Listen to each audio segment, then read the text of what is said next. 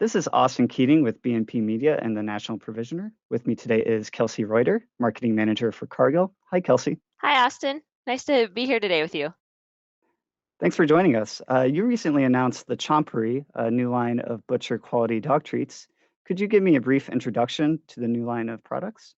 The Chompery is Cargill's new brand, like you mentioned, of what we are calling butcher quality dog treats. It's a portfolio of a lot of those natural bones and chews that you'd feel good about serving your dog. And we have sizes or items for all sizes of dogs, all types of chewers, and they're all quality treats that you would feel good about giving your pet. Okay, so Cargill, as I understand it, is pretty heavily involved in the premium pet food market, um, or has been for a while. Uh, So does this follow that tradition in terms of the products you're providing the customers? And where are you locating in the grocery stores compared to where you might have in the past for other products? Yeah, so Cargill may not be a household name necessarily for a lot of the viewers, but Cargill is actually one of the largest food and agricultural producers in the world. And so we have lots of expertise in a lot of protein products. And so we're marrying that with this rapid growth of the pet space, the pet food segment, pet treat segment. And so it's a natural fit for Cargill to put their expertise in that area, as well as Cargill prides itself on quality, and so to be delivering a quality dog treat is not new. That's the only way that we would ever bring something to market, and so we think there's an opportunity to deliver these premium dog treats for consumers. And regarding where they would be in the grocery store, so right now they'd be in the meat section. So you go to your butcher and you can order your meat for yourself, and then there'll be a nice, beautiful rack of dog treats very close by that you can pick something up for your dog. Sure. Okay. So I have a friend who cooks up a burger whenever he goes to the butcher for his dog. So this is probably a healthier option for your dog, but still making him feel special. Yeah, dogs like treats of all shapes and sizes, I'm sure. So the dog still would probably like that burger, but absolutely you can give them something that would probably last longer with a bone that they can gnaw on for um, a few more minutes, if not hours, based on the size of the dog. How's the new product rollout going, and how do you see it perhaps growing in terms of where you're offering it? So we are in the midst of our rollout now, just in March 2021. So our initial rollout will be in some larger retailers, as you mentioned, so Safeway, Brookshire Brothers, Shaw's, where you can find us. But as time progresses, we'll continue to grow and grow our distribution. And so again, going back to primarily to those meat aisles of your grocery stores. And I guess I would give a shout out too if you're not seeing us in your grocery store, let your manager know. We're happy to distribute as broadly as desired, so all those 50 states.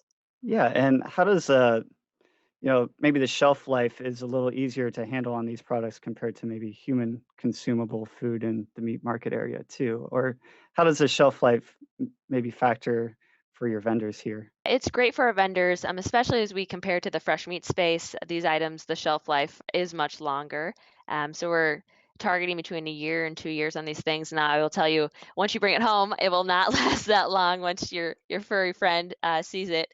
But so it's an opportunity for those meat buyers to really bring something in that's not seasonal. We see dog treats sell year round, and something that has good margins for them, and they don't have to worry about shrink. So they're not going to spoil on shelf by any means.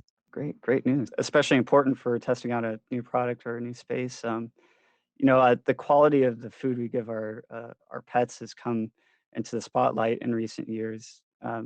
Was maybe some lawsuits in recent history has brought that to the forefront. So how has that sort of changed the consumer mindset and maybe their willingness to pay a little more for their pet's health?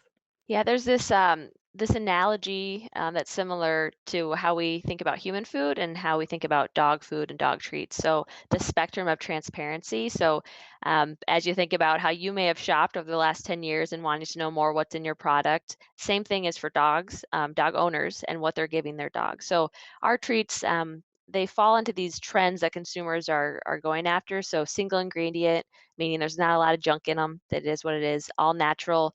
Again, we don't have any synthetics or artificial things in our products. And this idea of long lasting, so it's worth the while to purchase it, is another key trend for pet parents.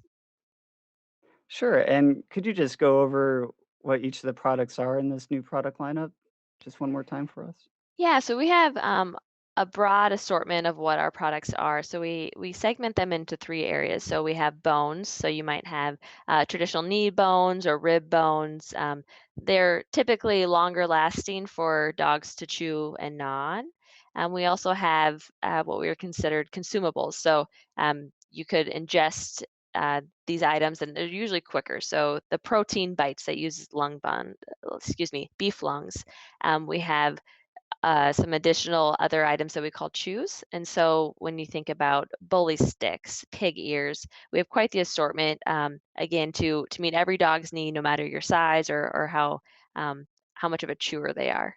Well, sounds great. Sounds better than, cooking them up a burger, again, something they, that's probably better for them. But, appreciate your time, Kelsey. Is there anything else you wanted to go over?